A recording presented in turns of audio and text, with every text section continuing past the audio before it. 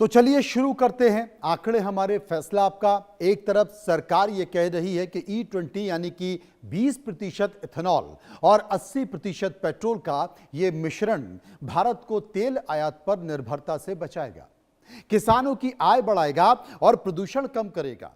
हजारों पेट्रोल पंपों पर E20 उपलब्ध है और फ्लेक्स फ्यूल वाहनों की तैयारी भी तेज हो चुकी है। लेकिन दूसरी तरफ तस्वीर बिल्कुल अलग दिखाई दे रही है। खासकर 2023 से पहले बनी गाड़ियों के मालिक सवाल पूछ रहे हैं। उनका यह दावा है कि E20 से माइलेज कम हो रहा है, मेंटेनेंस का खर्च बढ़ रहा है और इंजन के कुछ पार्ट्स जल्द खराब हो रहे हैं। हाल ही में केंद्रीय मंत्री नितिन गडकरी ने भी संसद में माना है कि कुछ पुराने BS3 वाहनों के रबर पार्ट्स और गैजेट बदलने की जरूरत पड़ सकती है। माइलेज में 2 से 6% की कमी आ सकती है। हालांकि ऑटो एक्सपर्ट ये मान रहे हैं कि 2023 के बाद बनी गाड़ियां E20 को देखते हुए बनी हैं, लेकिन 2020 में BS6 लागू हुआ था, तो क्या 2020 से 2023 के बीच बनी BS6 बनी गाड़ियां E20 की चपेट में आ रही हैं? अब ये तो तकनीकी मामला हुआ, लेकिन इस मुद्दे ने राजनीतिक रंग भी ले लिया है। दिल्ली में अरविंद केजरीवाल E20 के विरोध में प्रधानमंत्री आवास तक मार्च निकालते हैं।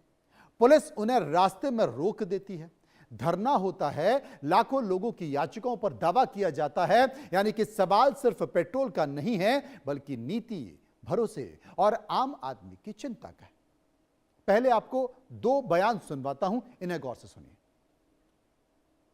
चाहते हैं कि ट्रंप के दबाव में मोदी जी ना आए, ट्रंप का दबाव में आके इथेनॉल USA से खरीदना बंद करें और हमारे देश में E20 थोपना बंद करें। इंतजार कर रहे हैं, मुझे उम्मीद है कि प्रधानमंत्री जी बुलाएंगे। प्रधानमंत्री जी को मैसेज भेजा है कि हम मिलना चाहते हैं, देखते हैं, उम्मीद पे दुनिया कायम है। और अब जबकि उल्लेखनीय बात यह है कि वो मैकेनिकल इंजीनियरिंग से ग्रेजुएट है, इसके बावजूद E20 के मुद्दे के ऊपर बगैर किसी रिसर्च के, बगैर किसी तथ्यात्मक आधार के ऊपर अपनी उसी नाटकीय शैली में इस प्रकार की अभिव्यक्ति, वो भी शायद उंगलियों पर गिनने लायक लोगों के द्वारा, ये करना दर्शाता है कि एक बार फिर वो अपनी उसी शैली में भ्रम उत्पन्न करने का प्रयास कर रहे हैं। तो आपको बता दूं कि E20 के विरोध में आज आम आदमी पार्टी ने प्रदर्शन किया। अरविंद केजरीवाल का E20 पेट्रोल के विरोध में प्रधानमंत्री आवास तक मार्च दिल्ली निकाला। दिल्ली पुलिस ने केजरीवाल सहित अन्य आप नेताओं को फिरोज शाह रोड पर रोक लिया। इसके बाद सभी आम आदमी पार्टी नेता बीच सड़क पर धरने पर बैठ गए। आम आदमी पार्टी ने करीब 100 नेता और कार्यकर्ताओं संग मार्च भी निकाला। देश भर से करीब 2.30 लाख गाड़ियां यानी कि 2 करोड़ 30 लाख वाहन याचिकाएं जुटाई गई हैं। आम आदमी पार्टी ने ऐसा कहा है, 2 लाख से ज्यादा लोगों की चिट्ठियां प्रधानमंत्री आवास तक पहुंचाने हम आए हैं। यह कौन कह रहा था? यह अरविंद केजरीवाल कह रहे थे।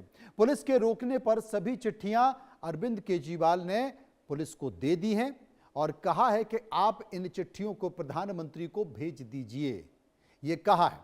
इसके साथ साथ तमाम सारी बातों के बीच जो स्थिति बनी हुई है, उन स्थिति में भारत में E20 पेट्रोल का विरोध हो क्यों रहा है, इसे आप समझ लीजिए। क्योंकि पुरानी गाड़ियों को लेकर चिंता बनी हुई है। 2023 से पहले बनी कई वाहन, कई गाड़ियां E20 के हिसाब से पूरी तरह तैयार नहीं है। माइलेज कम होने की शिकायत हो रही है। कई लोगों का कहना है कि साहब E20 से गाड़ी कम माइलेज दे रही है, खर्च बढ़ने का डर, वाहन मालिकों का दावा है, सर्विस और मरम्मत का खर्च बढ़ रहा है, इंजन खराब होने का डर है, लोगों को डर है कि E20 से इंजन और दूसरे पार्ट्स जल्द खराब हो सकते हैं, पेट्रोल का दूसरा विकल्प नहीं है। कई वाहन मालिक चाहते हैं कि E20 के साथ सामान्य पेट्रोल का विकल्प भी मिले। ये तमाम सारी चीजें, लेकिन इन चीजों के बीच कई और बातें भी हैं। भारत में E20 का इस्तेमाल को लेकर भारत में सरकार का प्लान क्या है, वो आप समझ लीजिए। 2013 से लेकर 2014 तक सिर्फ 1.5% इथेनॉल मिलाया जाता था। कितना? 1.5%।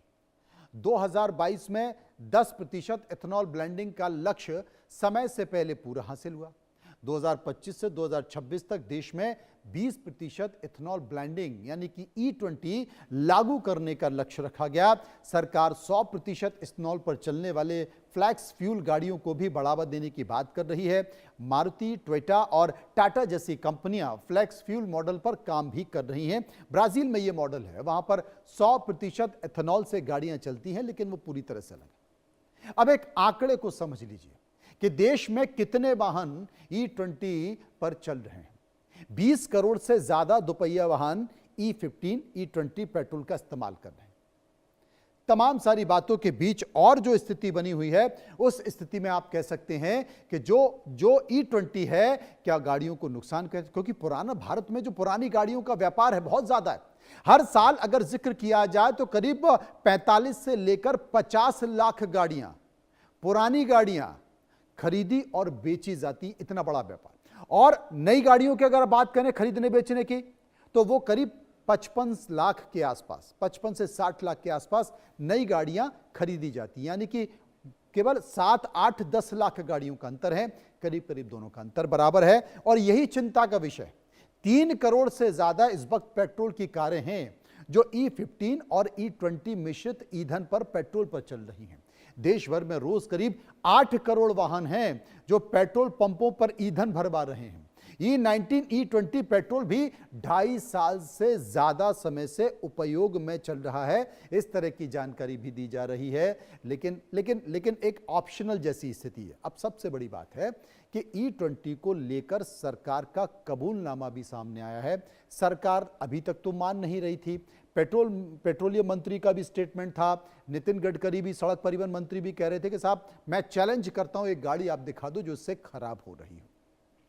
लेकिन केंद्र सरकार ने यह मान लिया है E20 पेट्रोल से कुछ पुरानी गाड़ियों पर असर हो रहा है। सड़क परिवहन मंत्री नितिन गडकरी ने खुद संसद में इस बात की लिखित जानकारी दी है। E20 से BS3 मानक की कुछ गाड़ियों पर असर पड़ रहा है। 2005 से 2016 के बीच बनी कुछ गाड़ियां ज्यादा प्रभावित हो सकती हैं। नियमित सर्विसिंग के दौरान पार्ट्स आसानी से बदले जाते हैं। सरकार कह रही है कि आप बदलवा लो। स्टडी में E20 से गाड़ियों की कुल परफॉर्मेंस का बड़ा असर नहीं है, सरकार यह भी कह रही है। पहली बार सरकार ने E20 के असर को स्वीकार किया है। यह अभी 7 दिन पुरानी बात है, अभी तक तो सरकार मानने को तैयार ही नहीं थी। अब ये चूंकि जनता से जुड़ी बात है, जनता की परेशानी से जुड़ा मामला है, तो हम सीधे जनता के पास पहुंचे, वहां पर सर्वे किया, कुछ सवाल पूछे और E20 से गाड़ियों को लेकर क्या असर पड़ रहा है, यही सवाल लेकर जनता के पास गए। जो सवाल हमने पूछे उनमें पहला सवाल आपके सामने। पहला सवाल था कि क्या E20 पेट्रोल को आप अपने वाहनों के लिए सुरक्षित मानते हैं?